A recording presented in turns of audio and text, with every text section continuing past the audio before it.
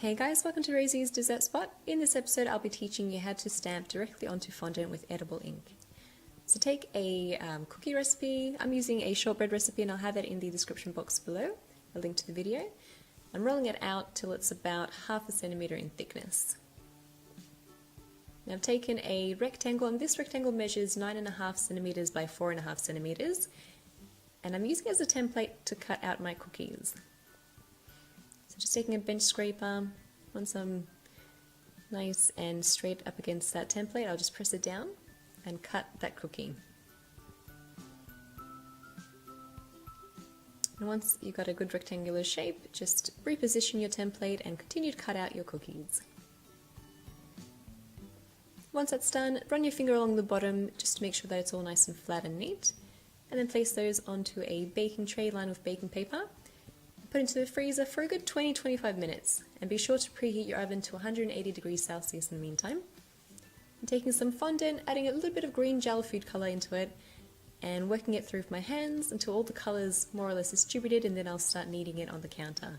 That just makes sure you don't get any green on your counter, because that could get annoying. Then roll it out to about 2 millimeters in thickness, so pretty thin. I'm taking a bench scraper again and just cutting out more rectangles.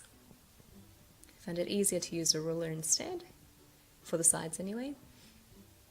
Then again using a bench scraper, just to finish off cutting out those templates.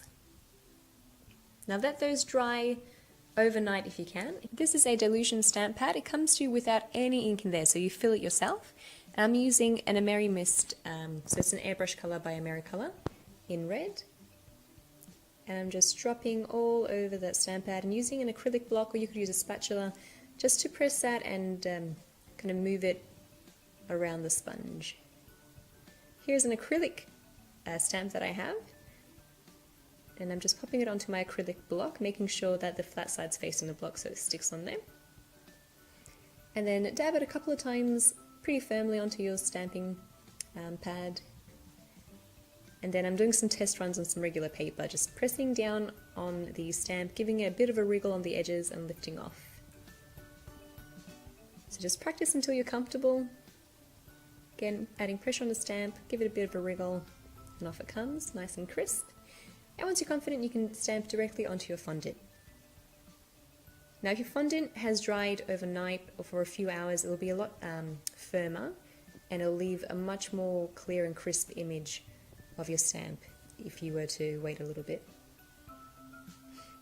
Then attach those onto your cookie with some regular white chocolate,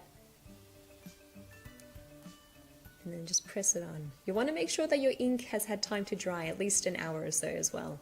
Otherwise, as you're pressing it on, you'll smudge all the colour. Then for the very last touch, I'm going to add in some fondant pearls in red. Rolling my fondant in some cornstarch, making sure it's nice and thin, and then pressing it into the smallest pearl cavity that I have, and then cutting off the excess with a little spatula. Then turn it around and then kind of press from the back and really expand those little pearl cavities to press it out. Moisten the top and the bottom of your cookie with some water and place your fondant pearls directly on top.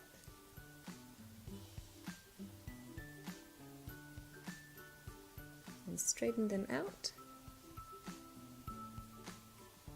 And once you're happy with the positioning, grab that same brush, dip it in a bit of water, dry it off a little bit because you don't want it to be too wet, and just go over the pearls, and this will take off all that excess cornstarch. You could use a steamer as well if you like. If you don't have a steamer though, this is probably the next best thing. And you're done.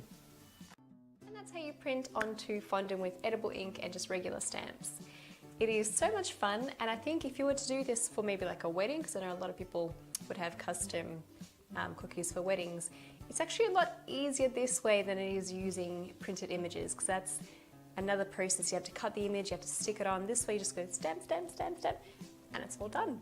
And the beauty about that is that you could do images, so the outline of images, and then you could paint in those images with, you know, like gel food color that's been watered down with some alcohol, or powdered color watered down with alcohol, and just paint in. The possibilities are endless. I really love using stamps on fondant. So I have a list in the description box below of what that ink pad was. Make sure you do wash it out thoroughly before you use it, because they always come with something in that sponge. Thanks guys for watching. I hope you enjoyed this tutorial. Maybe take away a new skill, some inspiration to get baking, and I will catch you next time.